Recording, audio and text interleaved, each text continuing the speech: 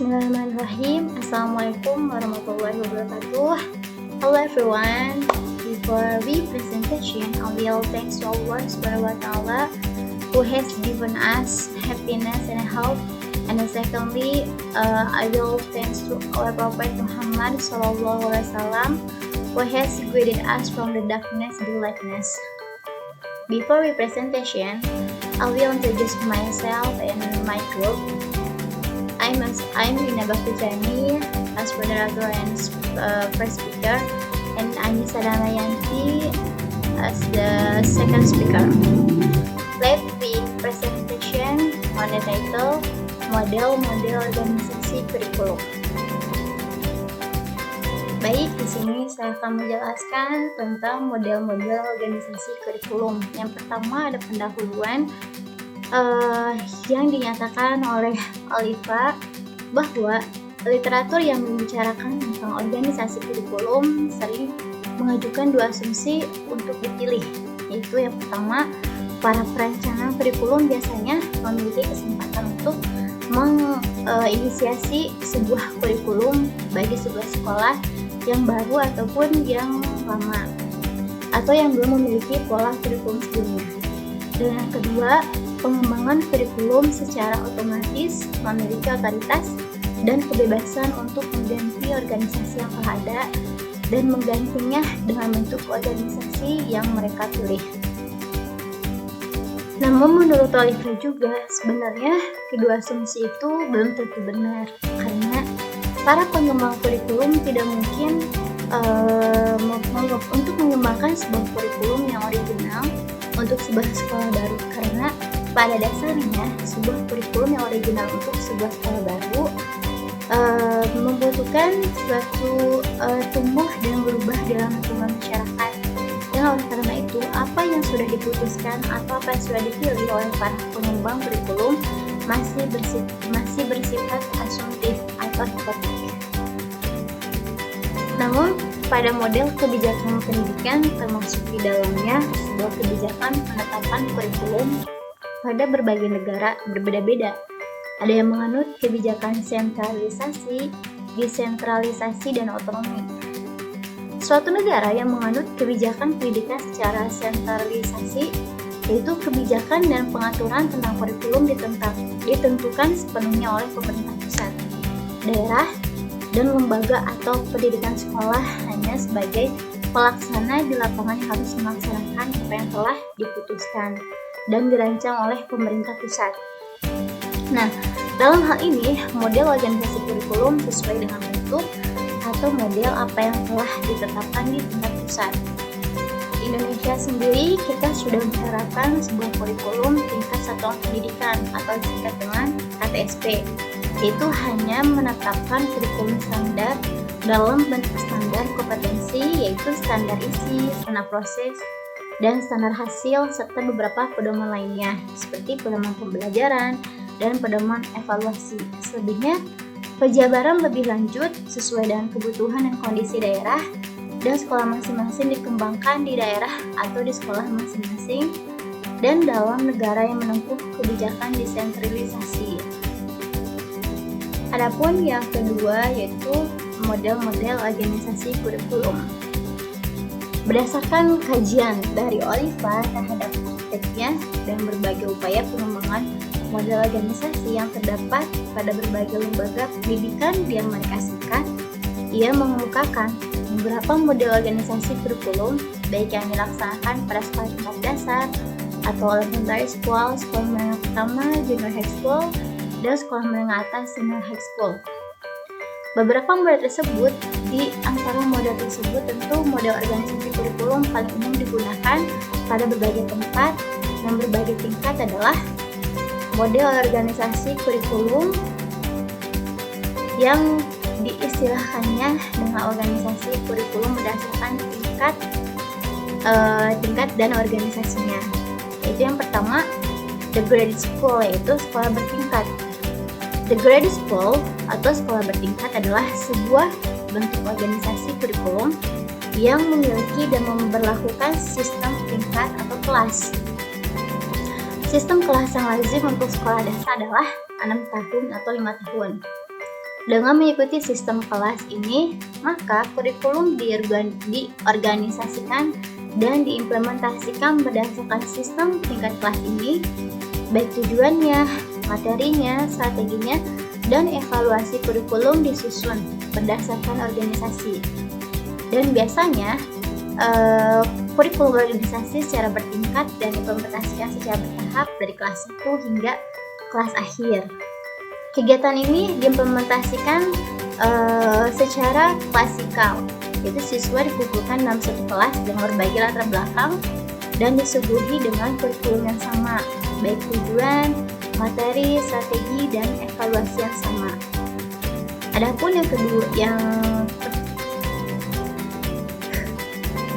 Adapun kerangka organisasi kurikulum ini pada umumnya merujuk kepada subject matter curriculum yang akan diuji secara dekat. Yang pertama, the activity curriculum, yaitu kurikulum berbasis aktivitas.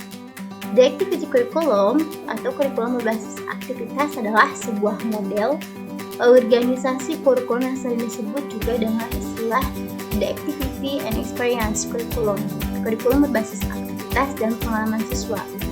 Model organisasi kurikulum ini sebuah upaya untuk pendidik untuk meningkatkan sistem sekolah berdasarkan tingkat, yaitu graduate school. Model ini dipelopori oleh Jean Dewey sebagai hasil dari pengembangannya pada laboratory school pada Chicago University. Dan yang kedua adalah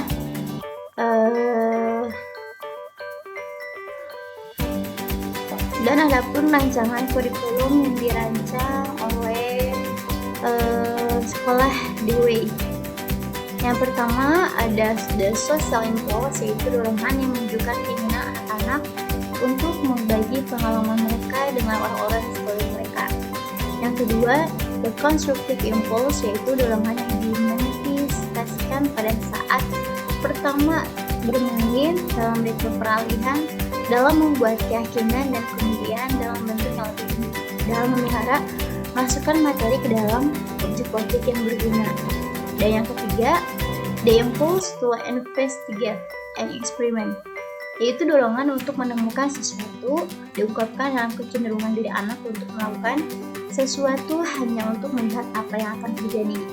Dan yang keempat, the expressive or artistic impulse, yaitu dorongan yang menunjukkan kehalusan budi bahasa dan ekspresi lebih lanjut tentang minat yang komunikatif dan konstruktif. Nah, model kurikulum dari Dewey ini dijauhkan dari organisasi materi yang biasa dan difokuskan pada pekerjaan di mana semua laki-laki dan perempuan dilibatkan seperti tukang kayu, ahli memasak, dan penjahit.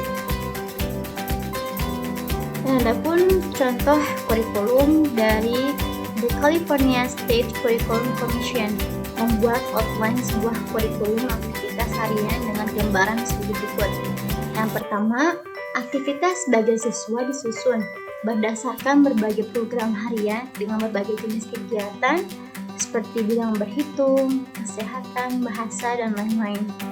Yang kedua, tujuan dari berbagai aktivitas tersebut untuk memberikan pengalaman dan keterampilan bagi siswa. Di samping, melalui kegiatan kelompok akan melahir kemampuan inisiatif, sikap bertanggung jawab, responsibility, dan kerjasama cooperation. Dan yang ketiga, aktivitas dilaksanakan dengan waktu yang relatif pendek, tidak lebih dari 1 jam per bidang kegiatan. Yang keempat, aktivitas dikemas dengan bentuk-bentuk kegiatan yang sederhana dan berdasarkan apa yang telah dianggap menarik bagi siswa. Misalnya, dalam bidang berhitung, arithmetical enterprises dikemas dengan materi play stores, banking activities, handing of school supplies, dan sebagainya. Guru dalam aktivitas kurikulum menemukan aturannya sendiri, tidak sebagai spesialis mata pelajaran, akan tetapi sebagai menuntun dan fasilitator pembelajaran. Konsep kunci dari apa yang para progresif merajut dalam aktivitas kurikulum adalah aturan yang aktif ketimbang aturan orientasi dari para siswa dan sharing pengalaman para siswa dengan guru antara satu sama lain. Dan yang kedua, non-grade elementary school, yaitu sekolah dasar tanpa tingkat. Model non-grade elementary school, sekolah dasar tanpa tingkat, adalah model yang berlawanan dengan model organisasi berdasarkan tingkat, yaitu grade.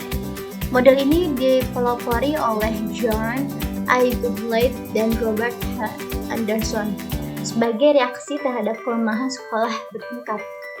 Model ini adalah model organisasi kurikulum yang mengikuti prinsip pendidikan progresif sebagai alternatif pengembangan dari sekolah bertingkat.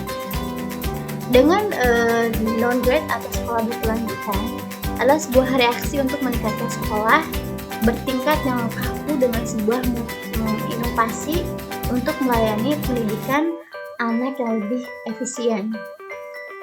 Pada model ini, tingkat di kelas dan standar-standar untuk kegiatan tersebut ditinggalkan. Siswa dikelompokkan untuk pembelajaran berdasarkan kebutuhan dan kemajuan tertentu yang dimiliki oleh setiap siswa. Jelaskan bagian ketiga tentang open education and open area space, yaitu pendidikan terbuka dan ruang area terbuka. Open space or open education adalah pendidikan ruang terbuka atau area terbuka, yaitu sebuah respon yang bersifat teknis atau sebuah konsep yang bersifat filosofi. Dan organisasi yang lebih luas yang disebut open education, di open classroom atau open school. Dalam prakteknya, mungkin istilah itu sering disebut dengan saling bertukar. Misalnya, kekuatan sebuah kelas dioperasikan menurut prinsip-prinsip yaitu open education. Dan pada saat yang sama, kelas juga mungkin bisa membuka sebuah open area, meskipun open space tidak sama dengan open education. Sebuah open school atau sekolah terbuka mungkin adalah sebuah sekolah yang mengimplementasikan konsep open education, atau mungkin open space school tersebut merupakan semua kelas tanpa dinding. Berbagai model organisasi kurikulum yang telah dikemukakan oleh berbagai pakar. Dan adapun menurut Oliva, dalam model yang lain pernah diterapkan pada sebuah sekolah dasar. Antara lain yang pertama, basic skill model, yaitu model ini berupaya untuk membina peserta didik tidak hanya pada basis subject matter atau subjek area, tetapi berorientasi atau bertumpu pada berbagai keterampilan dasar atau basic skills. Dalam model ini, siswa bisa diarahkan untuk menguasai berbagai keterampilan dasar. Materi yang dipelajari dipilih dari berbagai keterampilan dasar yang diperlukan oleh mereka untuk kehidupan sehari-hari. Dan yang kedua adalah teaching thinking skill atau pengajaran keterampilan berpikir. Dalam organisasi kurikulum yang dikembangkan untuk membangun kemampuan atau keterampilan siswa untuk berpikir. Dan kurikulum mengajarkan antara tentang bagaimana memecahkan sebuah problem, membuat keputusan dan menganalisis suatu kejadian-kejadian yang telah berkembang. Adapun yang ketiga yaitu Profession for Students with Special Needs atau bekal untuk siswa dengan kebutuhan yang khusus. Sekolah menyediakan pelayanan khusus sesuai dengan kebutuhan siswa-siswanya. Dalam hal ini, sekolah mengembangkan berbagai macam kurikulum untuk melayani siswa, khususnya yang terkait dengan siswa yang memiliki hambatan secara psikis seperti gangguan emosional, hambatan mental, dan gangguan orientasi sikap lainnya. Dan yang keempat, cooperative learning atau belajar secara kooperatif. Model ini mulai berkembang pada tahun 1990-an hingga sekarang karena sudah amat banyak dilakukan namun di berbagai sekolah hanya sebagai sebuah pendekatan pembelajaran. Karena dalam hal ini, sekolah mengembangkan kurikulum berdasarkan kelompok-kelompok yang belajar secara bersama dan saling membantu dan menyokong, seperti kerja kelompok bersama dengan teman-teman. Dan yang kelima yaitu World Language. World Language adalah sebuah organisasi kurikulum yang memfokuskan semua kegiatan pembelajaran pada bahasa atau mengintegrasikan keterampilan berbahasa dengan mata atau materi pelajaran lainnya. Dan materi yang keempat adalah The School in Between. The School in Between adalah model ini menurut Oliva utamanya banyak sekali digunakan pada sekolah tingkat menengah pertama, yaitu junior high school. Istilah The School in Between atau sekolah antara menurut Oliva adalah istilah yang menunjukkan pada eksistensi siswa sekolah menengah pertama atau yaitu junior atau middle high school yang berada di pertengahan antara sekolah dasar yaitu elementary school dengan sekolah menengah atas senior high school. Dan ada juga berbagai pendapat yang dialamatkan pada tingkat sekolah menengah pertama ini, yaitu 1. Apakah ia merupakan kelanjutan dari elementary school yaitu sekolah dasar? Dan yang kedua, apakah ia merupakan eksistensi yang berada di bawah sekolah menengah yaitu senior high school? Yang ketiga, apakah ia merupakan tingkatan yang bertujuan untuk memberikan pelayanan kepada siswa yang berada di antara pubertas dengan orang dewasa, atau yang merupakan sebuah sekolah persiapan untuk masuk ke sekolah menengah tingkat atas yaitu senior high school? Dan yang keempat, apakah ia dilaksanakan dalam gedung sekolah yang sama dengan sekolah menengah atas atau dalam sekolah yang terpisah?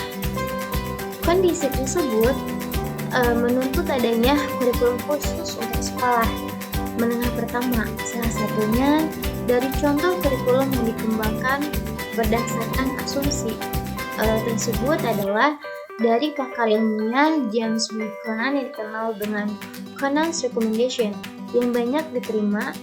Kurikulum untuk sekolah menengah pertama yang diusulkan oleh Conan lebih kepada untuk the subject kurikulum berdasarkan mata pelajaran. Ada beberapa tambahan yang dianjurkan oleh Conan adalah sebagai berikut. Yang pertama, sebuah perbedaan kecil pada para siswa pada aljabar sebagai salah satu bagian dari matematika dimulai pada kelas 8. Dan yang kedua, pembelajaran keterampilan dasar yaitu basic skill yang dimulai pada sekolah dasar dan akan diteruskan sepanjang siswa dapat melakukannya dan mengunturkan keterampilan dasar yang dimaksud meliputi pelajaran membaca dan berhitung. Karena siswa dapat memiliki kemampuan rata-rata dan superior diberikan satu tingkat di atas tingkatannya. Dan yang ketiga, blok waktu dan pembagian tingkat ditetapkan untuk memberikan jaminan transisi siswa dari orang dewasa muda dari sekolah dasar ke sekolah menengah dapat berlangsung dengan lancar. 4. Jadwal kelas harian harus cukup fleksibel untuk menghindari keperluan para siswa untuk membuat pilihan, misalnya sains dan bahasa asing. Yang kelima, program kurikulum untuk meningkatkan 9 harus menyediakan program pilihan yang biasa di program pada sekolah umum. Dan yang keenam, koordinasi pembelajaran mata pelajaran harus diperhatikan secara hati-hati. Yang telah ditulis oleh Conan bisa mengembangkan implementasi kurikulum pada tingkat sekolah menengah pertama. Dan materi yang kelima adalah the core curriculum, yaitu kurikulum inti. Kurikulum inti adalah organisasi kurikulum yang dalam bentuk yang banyak berlaku pada sekolah menengah pertama. Dan di sini Oliva pada tahun 1991 mengemukakan ada 6 karakteristik dari core curriculum, yaitu yang pertama, ia merupakan satu bagian kurikulum yang diperlukan oleh semua siswa. Dan yang kedua, ia menyatukan atau menggabungkan materi pelajaran, biasanya bahasa Inggris dan sosial. Dan yang ketiga, isi materinya mengkonter kepada problem-problem yang mengabarkan disiplin ilmu. Metode pembelajaran utamanya adalah problem solving, yaitu menggunakan seluruh materi pelajaran yang dapat dipakai. Dan yang keempat, core diorganisasi dalam bentuk block time atau blok waktu, yang biasanya dalam bentuk 2 atau 3 waktu di bawah. Aturan seorang guru mata pelajaran penting, a core teacher, atau dapat pula bila mungkin menggunakan guru tambahan dan sumber belajar lainnya. Dan ia mendorong kepada para seluruh guru untuk perencanaan kurikulum bersama dengan para siswa, yaitu merancang kurikulum yang akan diajarkan kepada siswa. Yang keenam, ia memerlukan pembimbingan bagi siswa. Guru harus bisa membimbing siswanya. Dan adapun berdasarkan karakteristik core di atas, menurut Oliva, ia mengemukakan beberapa bentuk yang dapat diimplementasikan pada sekolah tingkat pertama dan sebagai berikut, yaitu yang pertama, bentuk 1, sejumlah mata pelajaran atau secara konstan diberikan kepada seluruh siswa. Materi pelajaran diajarkan secara terpisah atau sporadic, dengan sedikit atau mungkin tidak sama sekali usaha untuk menghubungkannya satu sama lain. Yang kedua, bentuk 2 atau lebih mata pelajaran dikorelasikan. Meskipun mata pelajaran tetap terpisah dan diajarkan secara terpisah, namun usaha untuk menghubungkan satu sama lain perlu dilakukan. Yang ketiga, bentuk 3, 2 atau lebih mata pelajaran digabungkan. Bentuk ini yang paling banyak dilakukan di berbagai sekolah. Misalnya, bahasa Inggris dan sosial digabungkan atau diintegrasikan dan diskedulkan dalam satu blok waktu. Poin yang keempat yaitu bentuk 4. Sebuah blok waktu ditetapkan untuk mengkaji mengenai orang dewasa dan atau berbagai problem sosial seperti kehidupan sekolah, kehidupan keluarga, problem ekonomi, problem komunikasi, hubungan multikultural, kesehatan, dan problem internasional dan konferensi, dan pemahaman dari diri sendiri. Yang kelima, bentuk 5. Aktivitas pembelajaran dikembangkan secara kooperatif oleh para guru dan siswa. Setiap orang bebas untuk mengusulkan masalah atau topik atau problem apapun yang menarik yang mereka inginkan. Program core ini mirip dengan Instructor Experience Curriculum atau kurikulum berdasarkan pengalaman yang tidak berstruktur pada sekolah dasar. Dan adapun dari pakar lainnya menerangkan tentang kurikulum dari Grace S. Wright sebagaimana dikutip oleh Oliva, dan beliau mencatat ada 4 bentuk program block time class sebagai berikut. Yang pertama, bentuk A, setiap mata pelajaran menahan identitasnya dalam bentuk block time class, yakni mata pelajaran yang terpisah diajarkan 1. Dengan perencanaan berkolaborasi yang terus-menerus. Yang kedua, dengan perencanaan yang tidak berkolaborasi. Dan yang kedua, bentuk B, mata-mata pelajaran yang termasuk dalam blok time class disatukan atau digabungkan di seputar tema-tema pusat atau unit-unit kerja atau problem dari satu atau lebih dari topik-topik materi dalam blok time class. Yang ketiga, bentuk C. Wilayah problem yang disiapkan sebelumnya didasari atas kebutuhan sosial pribadi orang dewasa, baik berbagai kebutuhan yang teridentifikasi oleh orang dewasa sendiri dan berbagai kebutuhan sebagaimana yang dirasakan oleh masyarakat yang ditentukan sebagai SPOK program kurikulum. Siswa dapat memilih atau tidak dapat memilih dari beberapa problem area tersebut. Poin ketiga, bentuk C. Wilayah problem yang disiapkan sebelumnya didasari atas kebutuhan sosial pribadi orang dewasa, baik berbagai kebutuhan yang teridentifikasi oleh orang dewasa sendiri dan berbagai kebutuhan sebagaimana yang dirasakan oleh masyarakat yang ditentukan sebagai SPOK program kurikulum. 4. Bentuk D. Skop kurikulum tidak ditentukan. Siswa dan guru bebas memilih permasalahan-permasalahan berdasarkan apa yang mereka ingin kerjakan. Isi atau konten materi pelajaran dibawa sebagaimana yang dibutuhkan untuk mengembangkan atau untuk membantu memecahkan permasalahan. Pada sekolah menengah atas, menurut Oliva terdapat beberapa bentuk organisasi implementasi kurikulum, yaitu subject matter curriculum, work-based curriculum, team teaching, flexible and modular scheduling, the non-grades high school, comprehensive high school, dan sebagainya.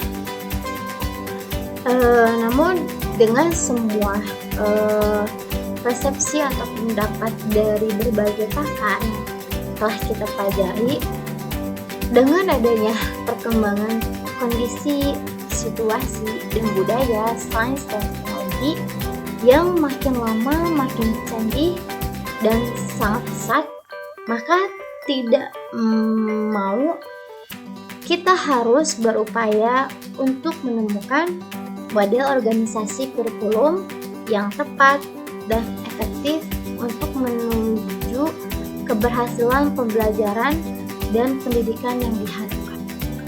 Kita sebagai calon guru, kita harus bisa menemukan model organisasi yang baru, yang lebih efisien untuk mengajarkan kepada siswa kita nanti yang bisa menarik mereka untuk belajar dan untuk bahwa pendidikan itu sangatlah penting untuk dirinya sendiri dan untuk orang lain.